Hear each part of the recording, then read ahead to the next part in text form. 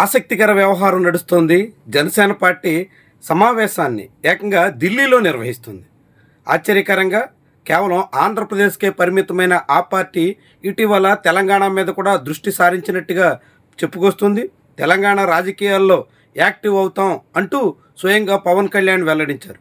కానీ ఇప్పుడు అటు హైదరాబాద్ ఇటు అమరావతి రెండు చోట్ల కాకుండా ఏకంగా ఢిల్లీలోనే పార్టీ సమావేశం నిర్వహించడం, అందుకోసం ఆంధ్ర తెలంగాణ నుంచి నాయకత్వాన్నంతా ఢిల్లీకి తరలించడం ఇదొక కీలక పరిణామంగా చాలామందే భావిస్తున్నారు. ఇటీవల పవన్ కళ్యాణ్ ముఖ్యమంత్రి స్థానానికి చేరాలంటే ఆంధ్రప్రదేశ్లో కూటమిగా సాధ్యం కాదని, తెలంగాణ రాజకీయాల మీద ఆయన దృష్టి పెట్టాలన్న అంచనా బీజేపీ నాయకత్వం నుంచి వచ్చినట్టుగా ప్రచారం జరిగింది. అందుకు తగ్గట్టుగానే పవన్ కళ్యాణ్ ఒక్కసారిగా తెలంగాణ రాజకీయాల్లో యాక్టివ్ అయ్యే ప్రయత్నం చేశారు. కానీ ఆయనకి తెలంగాణలో తీవ్రమైన ప్రతిఘటన చవిచూడక తప్పని పరిస్థితి వచ్చింది. ఏకంగా ఆయన రిజిస్టర్ చేసుకున్నటువంటి భూములే చెరువు శకం ఆక్రమించినటువంటి భూములు, నిబంధనలు ఉల్లంఘించారు అనే అభియోగాల వరకు వచ్చాయి.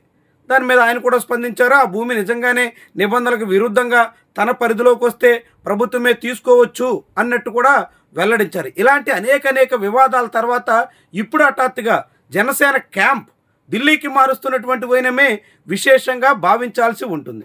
తెలంగాణలో తాను రాజకీయాలు చేయాలనుకున్నా అక్కడ తనకు ఏమాత్రం సానుకూలత లేదు అని పవన్ కళ్యాణ్ బీజేపీ నాయకత్వం వద్ద విన్నవించినట్టు కూడా ప్రచారం సాగింది. ఇప్పుడు దానికి తగ్గట్టుగానే ఢిల్లీలో సమావేశం పెట్టి కేరళ, తమిళనాడు, కర్ణాటక ఇలాంటి రాష్ట్రాల నుంచి కూడా కొద్ది మందిని ఆహ్వానించి తనదొక జాతీయ పార్టీగా చిత్రీకరించడానికి పవన్ కళ్యాణ్ ఏమైనా ప్రయత్నం చేస్తున్నారా, ఇదొక కొత్త ప్రయోగమా అనే అనుమానం కూడా చాలా మందిలో కలుగుతుంది. ఇప్పటికే దేశవ్యాప్తంగా అనేక ప్రాంతీయ పార్టీలు ఉన్నప్పటికీ ఏ ప్రాంతీయ పార్టీ కూడా ఇలాంటి ప్రయత్నం ఢిల్లీ వేదికగా చేసిన దాఖలాలు లేవు. డిఎంకే నుంచి వైఎస్ఆర్సీపీ వరకు, బీఆర్ఎస్ నుంచి టీఎంసీ వరకు అన్ని పార్టీలు తమ సొంత రాష్ట్రంలో పూర్తిగా నిలదొక్కోవాలనేటువంటి ప్రయత్నం చేశాయి. నిలదొక్కున్న తర్వాత ఇతర రాష్ట్రాలకు అవకాశం ఉన్న చోట విస్తరించే ప్రయత్నం చేశాయి. కానీ ఆంధ్రప్రదేశ్లోనే జనసేన పార్టీ ఉప ప్రాంతీయ పార్టీగా మాత్రమే కనిపిస్తుంది. ఆ పార్టీకి 21 మంది ఎమ్మెల్యేలు ఉన్నప్పటికీ ఆ ఎమ్మెల్యేలు కూడా దాదాపుగా 2 మినహా మిగిలినటువంటి వాళ్ళంతా వైజాగ్ నుంచి గుంటూరు మధ్యలోనే ఉన్నారు. దాదాపుగా 4-5 జిల్లాలకి పరిమితమైనటువంటి పార్టీగా జనసేన పార్టీ ఉంది.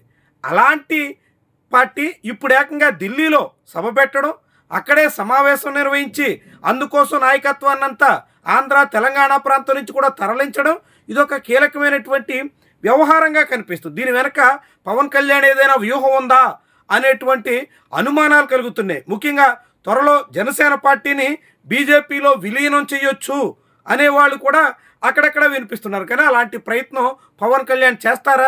గతంలో ప్రజారాజ్యం విలీనాన్ని తీవ్రంగా వ్యతిరేకించిన ఆయన ఇప్పుడు అందుకు సిద్ధమవుతారా? ఇవన్నీ కూడా పెద్ద ప్రశ్నలు. గతంలోనే అమిత్ షా తనను విలీనం చేయమని అడిగినట్టుగా బీజేపీలో జనసేన విలీనం కోసం బీజేపీ నాయకత్వం ఒత్తిడి తెచ్చినట్టుగా నేరుగా పవన్ కళ్యాణ్ వెల్లడించారు. అలాంటి పవన్ కళ్యాణ్ ఇప్పుడు ఢిల్లీలో అశోక హోటల్లో ఒక రోజంతా సమావేశం నిర్వహించడానికి పూనుకోవడం, అందుకు తాను ముందుగానే ఢిల్లీలో మకా వేయడం, ఆయనతో పాటుగా మరికొంతమంది నాయకత్వాన్ని అక్కడికి తీసుకెళ్లడం, ఇదంతా చూస్తుంటే జనసేనలో ఏదో జరుగుతుంది అనే అభిప్రాయం అయితే కలగక మానదు.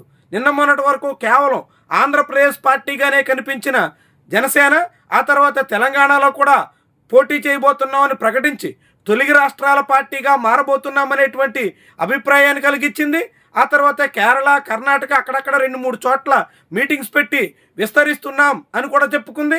అన్ని రాష్ట్రాలు చెందినటువంటి వాళ్ళతో మంగళగిరిలోనే పవన్ కళ్యాణ్ సమావేశం పెట్టిన అనుభవం కూడా ఉంది.